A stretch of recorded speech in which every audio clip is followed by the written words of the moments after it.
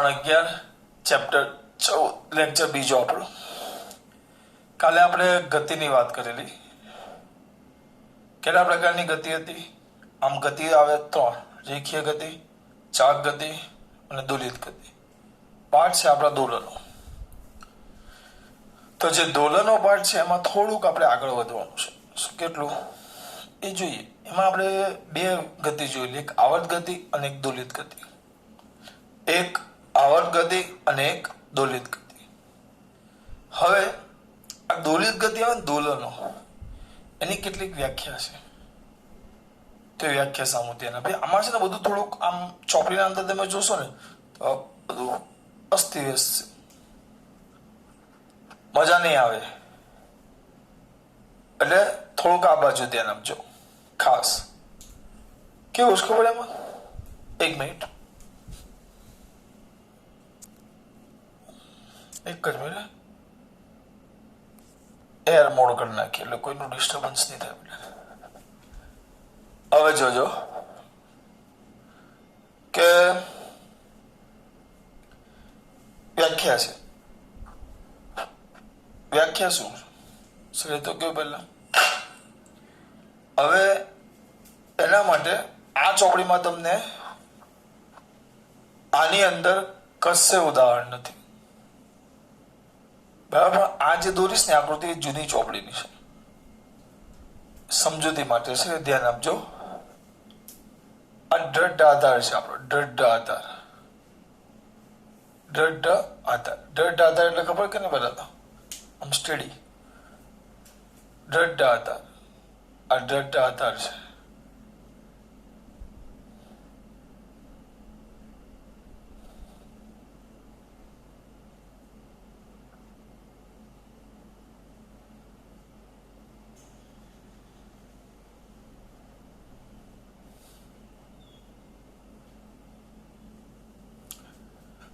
હવે એમાં શું કરવાનું ખબર? આ સ્પ્રિંગ છે,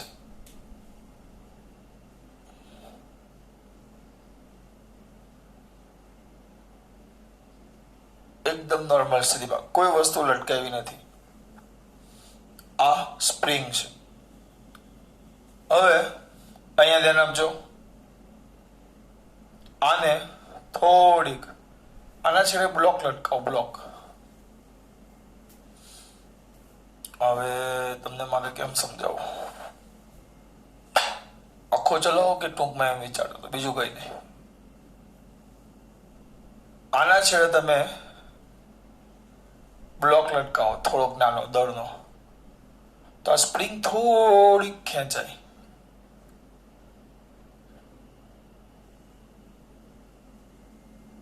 આ 4 છે તો આ 4 રાખવાનો પ્રયત્ન કરીશ.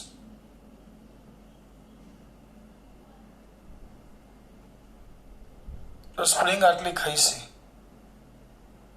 વિચારો આ જે છે આ એકદમ એની સામાન્ય સ્થિતિ છે. અત્યારે સ્પ્રિંગ છે જ નહીં કે હવે આ લટકાયું તો અત્યારે એની સંતુલન સ્થિતિમાં છે. આ જો સ્પ્રિંગ કેમ? કારણ કે આમ લઈ લો, આ એની સામાન્ય સ્થિતિ, કંઈક લટકાયું જ નથી આપણે, કોઈ વસ્તુ નહીં. એટલે અહીંયા એની સામાન્ય સ્થિતિ છે. આ એની આ જૂની ચોપડીમાં જોવા મળશે, બીજે કશે નથી. આ એની સામાન્ય સ્થિતિ. એક કામ કરીએ, ઉપર લખીએ.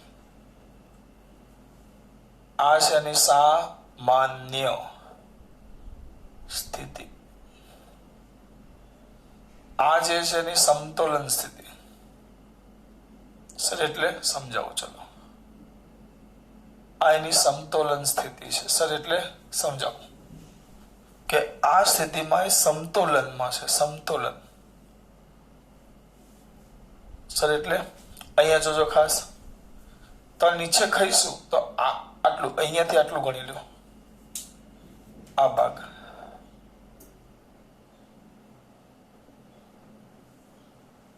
આની હમણાં કઈ જરૂર છે નહીં, પણ આ ભાગની આપણે બહુ જરૂર પડશે.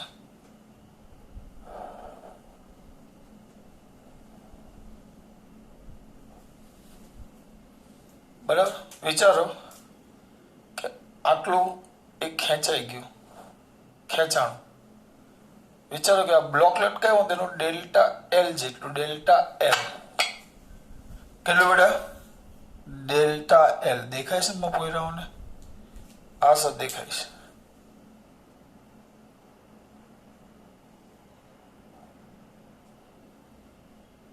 ડેલ્ટા એલ જેટલું સ્પ્રિંગ નીચે ખસી. ધ્યાન રાખજો, આ સ્પ્રિંગ છે. સ્પ્રિંગમાં પુનઃસ્થાપક બળ ઉત્પન્ન થાય. કયું બળ? પુનઃસ્થાપક બળ. આપણે ભણી ગયા આગળ છઠ્ઠા ચેપ્ટરમાં. પુનઃસ્થાપક બળ સ્થાનાંતરના કયા પ્રમાણમાં હોય? સમપ્રમાણમાં. પુનઃસ્થાપક બળ સ્થાનાંતરના કયા પ્રમાણમાં હોય? સમપ્રમાણમાં. કેટલું સ્થાનાંતર થયું? ડેલ્ટા એલ જેટલું. તો અહીંયા તેને નીચે તરફ બે બળ લાગે. કેટલા બળ લાગે? બે. કયા બે બળ? એક નીચે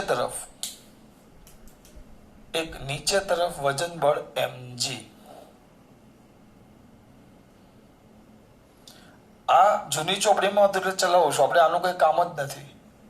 વજન બળ mg અને ઉધ્વ દિશામાં આમ ઉપર.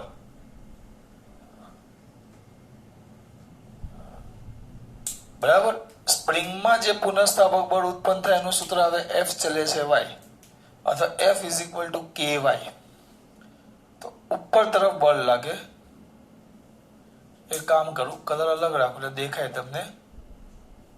આ ઉપર તરફ એક બળ લાગે છે જે હશે કે ડેલ્ટા એલ. વજન બળ mg ક્યાં? નીચે. અને પુનઃસ્થાપક બળ ક્યાં?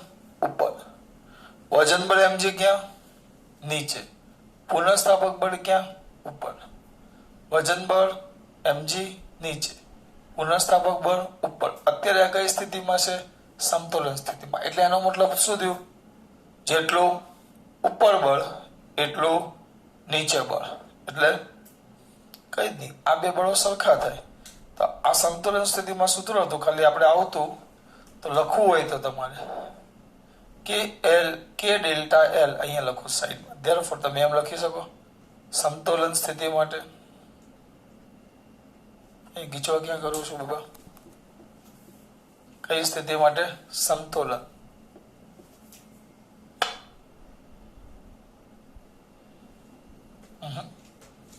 પાછો ત્યાં જ લખું છું. સમતોલન સ્થિતિ માટે. શું આવશે સમતોલન સ્થિતિ માટે? સમતોલનમાં છે તો કે ડેલ્ટા એલ બરાબર mg. આ જૂની ચોપડીમાં હતું, કામ આવે. આપણે આનું કામ નથી, આપણે તો વ્યાખ્યાઓ જોવાની છે બીજી બધી જે અગત્યની છે. બરાબર. હવે કેવું કરીએ આપણે ખબર? આ સ્પ્રિંગ અત્યારે સ્થિર થઈ ગઈ છે. આ જે સ્થાનાંતર થયું આપણે ખેંચ્યું નથી. આ તો ડેલ્ટા એલ, આ વજન લટકાયું એટલે થોડુંક ખેંચાઈ ગયું.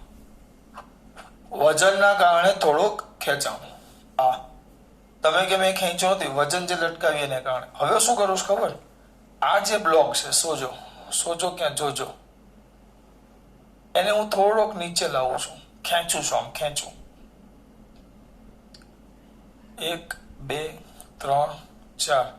સ્પ્રિંગ મોટી નથી, થોડીક લાંબી કરવા ગયો છું. અહીંયા સુધી ખેંચું. આટલું. આમ ખેંચું નીચે સુધી. આ ખેંચીને હવે છોડ દેવું તો અહીંયા સુધી ખેંચી દીધું મેં. અહીંયાથી આનું સમતોલન સ્થાન છે. અહીંયાથી મેં ખેંચીને આટલું નીચે સ્થાનાંતર કર્યું. કેટલું? y જેટલું. અને y જેટલું નીચે તરફ સ્થાનાંતર કરાવું છું, y જેટલું. તો આના પર બળ ક્યાં લાગે? તમે સ્પ્રિંગને નીચે ખેંચો તો બળ ક્યાં લાગે? ઉપર. તો પુનઃસ્થાપક બળ F ક્યાં લાગે? ઉપર. મૂકી દેવું તો સ્પ્રિંગને મૂકી દઈશ તો ક્યાં જશે? હવે આ નહીં દોરીશ, ખાલી આ બ્લોક જ દોરીશ. ત્યાંથી મૂકી દેવું તે પાછો બ્લોક અહીંયા આવશે.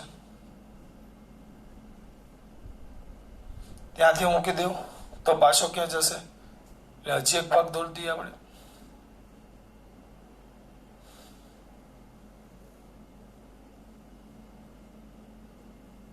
પછી હજી જોઈએ તો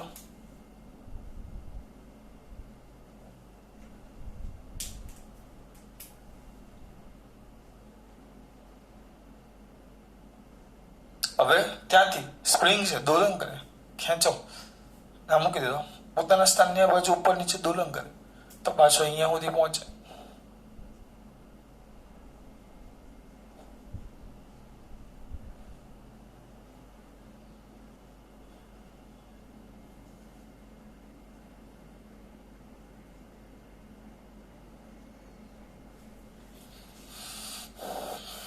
આવ્યું તો આ ક્યાં ગયું? સ્થાનાંતર ક્યાં થયું? ઉપર. કેમ આમ જાય સ્થાનાંતર? આડું નથી, આમ સીધું. સ્થાનાંતર ક્યાં થયું? ઉપર. બરાબર. સ્પ્રિંગ આમ અહીંયા આવી, આમ નીચે જાય, આમ હોય, આમ જાય, પછી આમ ઉપર દોલન કર્યા કરે તો બળ ક્યાં લાગ્યું? નીચે. સર કેમ લખો છો? વ્યાખ્યા માટે લખો છો. તો બળ ક્યાં લાગે? નીચે. બળ ક્યાં લાગે? નીચે. એટલે આ ધ્યાન રાખજો. અને હજી જો હું વ્યવસ્થિત દોરું ને, આમ આમ તમને આમ લગ દેખાય, મૂકી દેવું, અહીંયાથી ખેંચું, આમ મૂકી દેવું તો આમ દોલન કર્યા કરે, આમ દોલન કર્યા કરે. એ આ ઘટના પછી આમ આવે, પણ એટલું લાંબુ દોરવાનું જ જતા આપણે આમ પછી દોલન કર્યા કરે, પાછું નીચે આવે, પછી આમ જાય, એટલે આમ દોલન કર્યા કરે. કોણ કોણ? આપણો પદાર્થ. બરાબર. આપણે આના વિશે વાત કરવાની છે. ચલો જોયું. હવે તમે અહીંયા જો આ મેન વસ્તુ છે, તમે એને મૂકી દેશો. ચલો ખેંચ્યું, નીચે લઈ ગયો. હું સ્થાનાંતર નીચે કરાવું તો બળ ક્યાં લાગે? ઉપર. પછી સ્થાનાંતર ઉપર થાય તો બળ ક્યાં લાગે? નીચે. એટલે ટૂંકમાં સ્થાનાંતર અને આમ ઉપર ઉપર એટલે આ જે મેં લીટી દોરી ને લીટી પર લાગે. જો આમ બરાબર, મેં લીટી દોરી ત્યાં, એટલે જો અહીંયા દોરું આમ એક જ રેખામાં,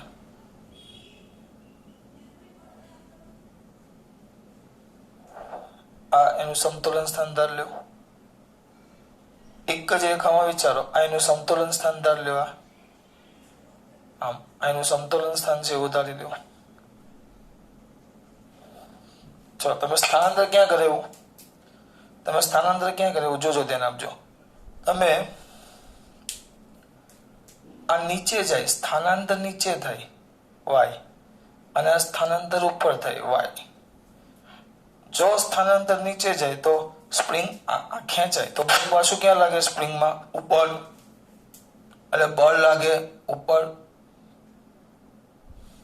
અને સ્થાનાંતર ક્યાં જાય? ઉપર. તો બળ ક્યાં લાગ્યું? નીચે. આ એક ચોક્કસ બિંદુ. પહેલા આપણે સરળ આવર્ત ગતિ એટલે શું એ વ્યાખ્યા જોડીશું. બહુ બધી વ્યાખ્યા છે, બહુ બધી વ્યાખ્યા ચાલુ કરવાની છે. તો પહેલી વ્યાખ્યા છે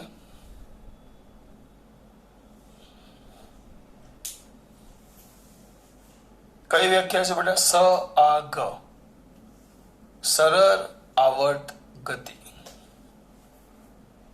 સ આ ગ. બરાબર. પહેલી તમારી ગતિ છે સરળ આવર્ત ગતિ.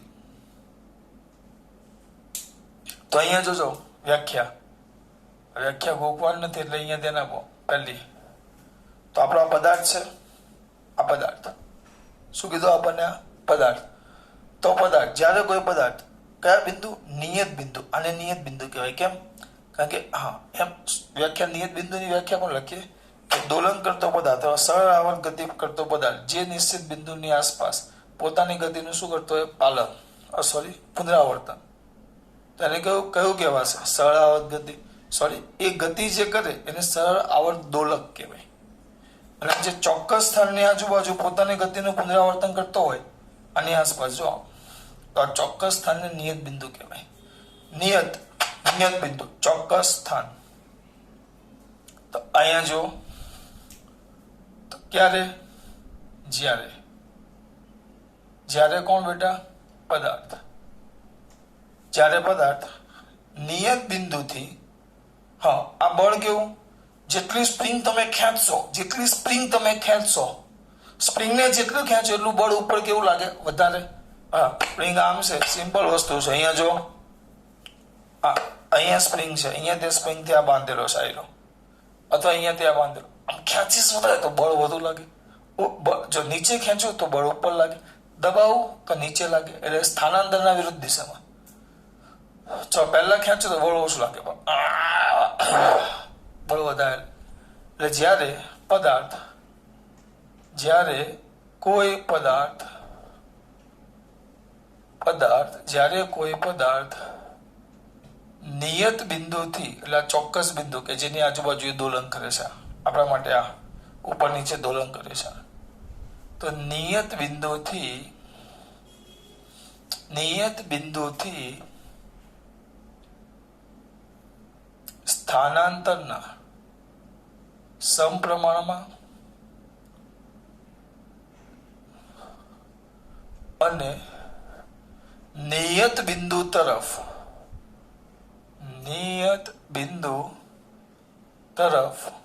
લાગતા બળ ક્યાં લાગે? સ્થાનાંતર નીચે તો બળ ઉપર, એટલે અહીંયા પહોંચવાનો પ્રયત્ન કરે, પદાર્થને પાછો અહીંયા લાવે, ઉપર લઈ જાઓ તો પાછો અહીંયા લાવવાનો પ્રયત્ન કરે. એટલે નિયત બિંદુ તરફ લાગતા બળની અસર હેઠળ, આ મેન છે, બળની ખાસ વાત કરવાની. બળ કેવું છે? આ જે બિંદુ છે, તો આને નીચે લઈ જાઓ તો બળ ઉપર લાગે, ઉપર લઈ જાઓ તો બળ નીચે લાગે, નીચે ખેંચો તો બળ ઉપર લાગે. એટલે સ્થાનાંતરના સમપ્રમાણમાં, અને જેટલું સ્થાનાંતર થાય એટલું બળ લાગે. અને આ અહીંયા જવાનો પ્રયત્ન કરે, અહીંયા. એટલે નિયત બિંદુ તરફ, ક્યાં બેટા? નિયત બિંદુ તરફ. ક્યાં દીકરા? નિયત બિંદુ તરફ લાગતા બળની અસર હેઠળ પદાર્થ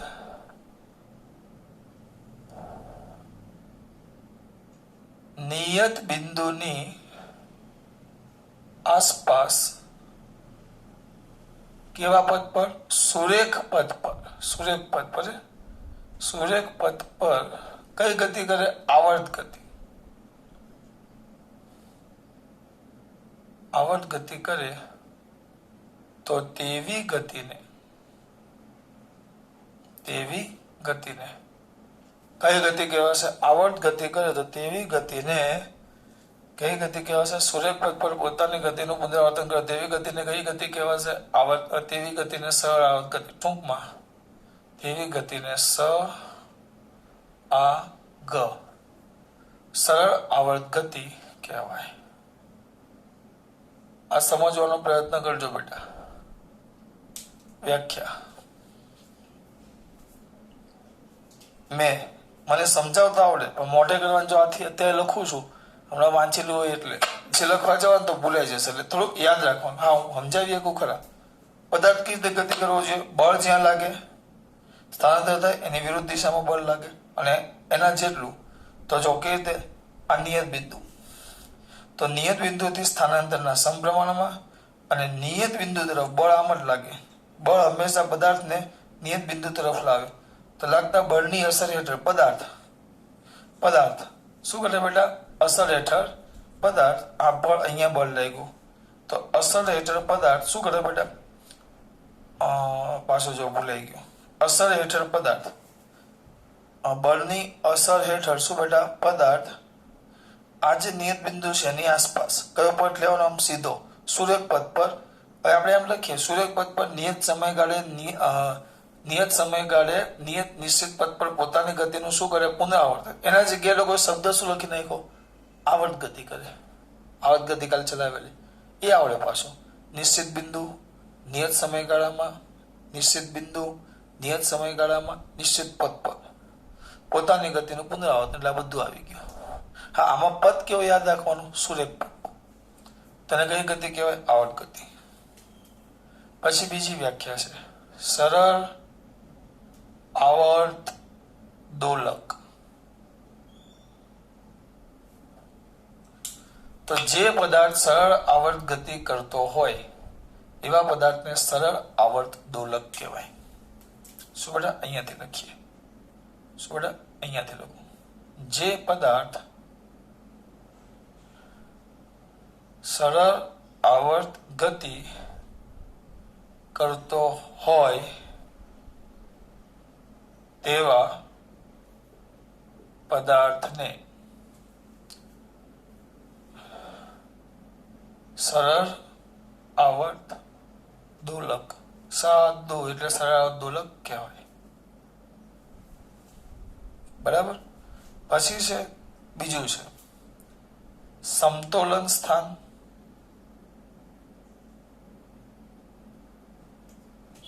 નિયત બિંદુ,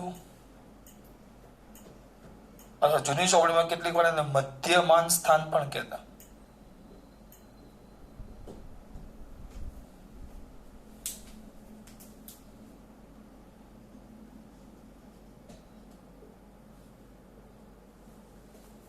આ બધી વ્યાખ્યાઓ છે તમારા માટે, મારા માટે નથી. આ બધી ચોપડીમાં શોધશો તો એ બધી નહીં મળે, અલગ અલગ ગમે તેમાં આપી છે. ક્યાં હતા આપણે? સમતોલન સ્થાન, નિયત બિંદુ અથવા મધ્યમાન સ્થાન. તો સરળ આવર્ત દોલક એટલે ખબર પડી છે જે પદાર્થ સરળ આવર્ત ગતિ કરે. સરળ આવર્ત દોલક જે કે નહીં, જે નિશ્ચિત બિંદુની આસપાસ, જે નિશ્ચિત બિંદુની આસપાસ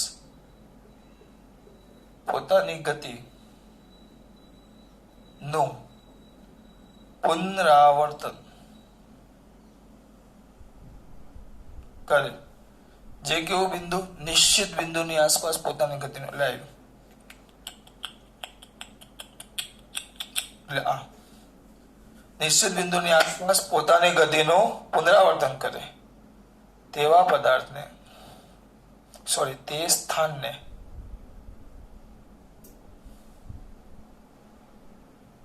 તમારે જે લખવું લખાય. સમતોલન સ્થાન, નિયત બિંદુ અથવા મધ્યમાન સ્થાન કે જેની આસપાસ પોતાની ગતિનું શું કરતો હોય બેટા? પુનરાવર્તન. અને સમતોલન સ્થાન આવી ગયું. સમતોલન સ્થાન, નિયત બિંદુ કે મધ્યમાન સ્થાન, તમારે જે કહેવું એ કહી શકાય. દેખાય જ છે, વાંધો નહીં. ઓ બાળકો, આ ધીમે ધીમે વ્યાખ્યા આવે. મેન વ્યાખ્યા હશે સરળ આવર્ત ગતિ. એટલે તમે ગતિ 3 ભણ્યા: આવર્ત ગતિ, દોલિત ગતિ, સરળ આવર્ત ગતિ. બરાબર. આપણે પાછળ સૂત્ર મેળવ્યું ને સરળ, હજી આવશે પ્રણોદિત ગતિ, આવશે પણ પેલા આટલું જુઓ. ખબર પડી? સરળ આવર્ત દોલક. તો જે પદાર્થ સરળ આવર્ત ગતિ કરતો હોય તેવા પદાર્થને શું કહેવાશે બેટા? સરળ આવર્ત દોલક. કયું સ્થાન? સમતોલન સ્થાન, નિયત બિંદુ કે મધ્યમાન સ્થાન. સરળ આવર્ત દોલક જે નિશ્ચિત બિંદુની આસપાસ પોતાની ગતિનું પુનરાવર્તન કરે તેને એનું સમતોલન સ્થાન કહેવાય. પછી આવે સ્થાનાંતર. હા, સ્થાનાંતર એટલે શું પાછું સર?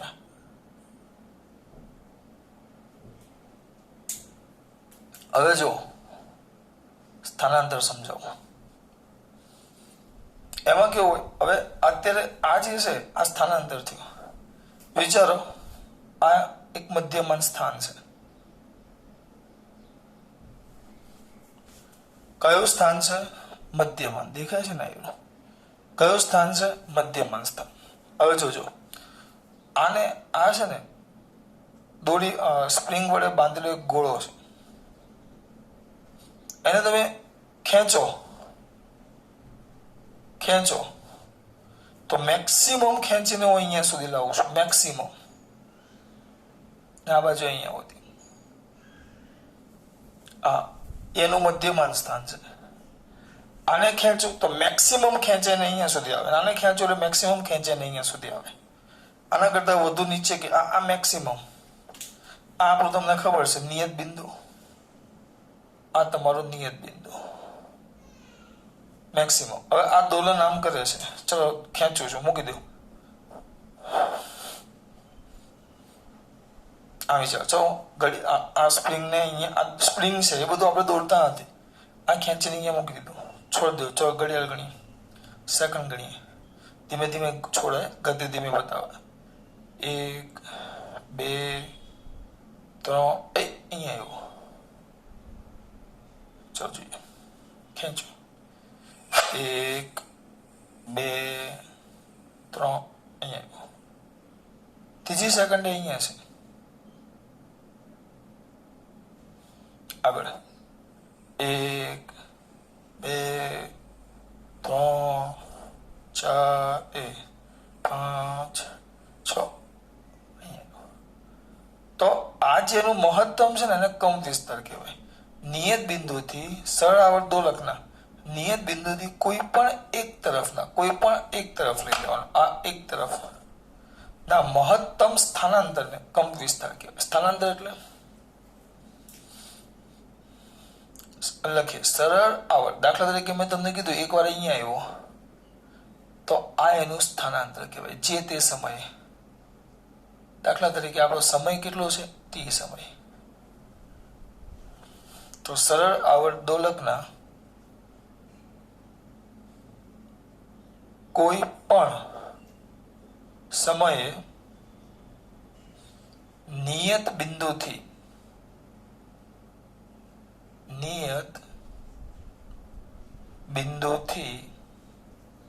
અંતરને સરળ આવર્ત દોલકનું શું કહેવાશે? સ્થાનાંતર. સુરેખ પદ પર છે એટલે વાંધો ન આવે. સરળ આવર્ત દોલકના કોઈ પણ સમયે નિયત બિંદુથી અંતરને, આ નિયત બિંદુથી કેટલું દૂર છે એનું સ્થાનાંતર, એને આપણે y કહેશું. y એનો સિમ્બોલ y આવશે. સ્થાનાંતર નો સિમ્બોલ શું આવે છે બેટા? y. ચલો એનો સિમ્બોલ શું આવે? આનો સિમ્બોલ y. સ્થાનાંતર પછી આવે કંપ વિસ્તાર. કયો વિસ્તાર બેટા? કંપ વિસ્તાર. સર એટલે કંપ વિસ્તાર.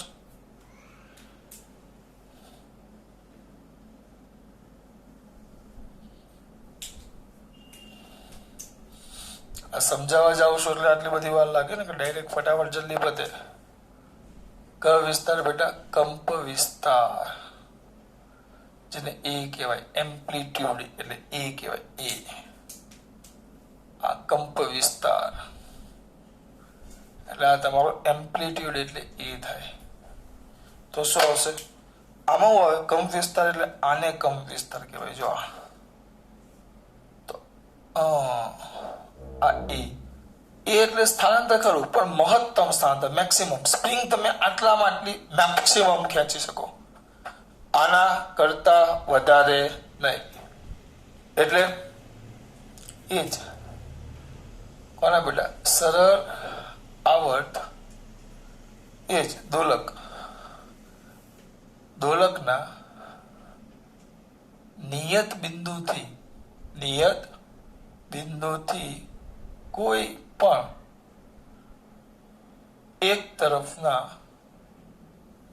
સ્થાનાંતર તરફના મહત્તમ કોને બેટા? સ્થાનાંતરને શું કહેવાશે બેટા? કંપ વિસ્તાર. સ્થાનાંતર એટલે વચ્ચે ગમે ત્યાં હોઈ શકે. સ્થાનાંતર એટલે વચ્ચે ગમે ત્યાં. અહીંયા ટુ ટુ ટુ ટુ ટુ ટુ અહીંયા પણ હોય, ટુ ટુ ટુ ટુ ટુ ટુ અહીંયા પણ હોય, ટુ ટુ ટુ ટુ ટુ ટુ અહીંયા પણ હોય, ટુ ટુ ટુ ટુ ટુ ટુ ટુ અહીંયા પણ, ટુ ટુ ટુ ટુ ટુ અહીંયા, ટુ ટુ ટુ ટુ અહીંયા પણ હોય. કઈ નક્કી નહીં. પણ મહત્તમ સ્થાનાંતર એટલે આ છેલ્લું જ સ્થાનાંતર. મહત્તમ સ્થાનાંતર શું કહેવાશે બેટા? કંપ વિસ્તાર. હા, આમાં લખવું હોય આમાં એક ઉમેરીએ એકમ. એનો એકમ આવે મીટર અને એનું પારિમાણિક સૂત્ર આવે. એકમ આવે મીટર, દેખાય છે ને? હા, એકમ આવે મીટર. પારિમાણિક સૂત્ર આવશે m0 l1 t0. સ્થાનાંતર આ જ છે, કંપ વિસ્તાર જ છે. એટલે આનો એકમ પણ આવશે મીટર. એકમ આવશે મીટર, બરાબર. અને એનું પારિમાણિક સૂત્ર આવશે m0 l1 t0. કંપ વિસ્તાર. પછી થોડાક આગળ જઈએ, બરાબર. થોડાક ક્યાં જઈએ? આગળ. તો કંપ વિસ્તાર પછી આવે આવર્તકાળ. કયો કાળ બેટા? આવર્તકાળ. Time period. એટલે એને દર્શાવવામાં આવે કેપિટલ ટી વડે. તો એક દોલક અહીંયાથી ગણો, મૂકો. આ એક અહીંયાથી ગણો, આ એક અહીંયાથી ગણો, આ એક દોલન.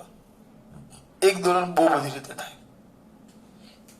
આમ હોય આમ, અહીંયાથી આમ ગણો એ આ એક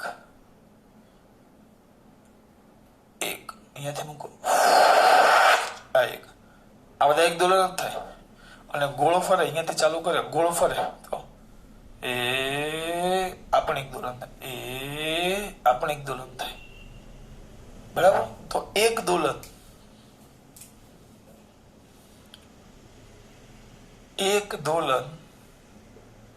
પૂર્ણ કરવા માટે લાગતા સમયને શું જોવા જાવ છો વાળે ઘડીએ? બેટા બંધ નથી થઈ ગયું ને, કારણ કે અડધો કલાક ઉપર થાય એટલે ચોંટી જાય ફોન. એક દોલન પૂર્ણ કરવા માટે લાગતા સમયને શું કહેવાશે બેટા? આવર્તકાળ.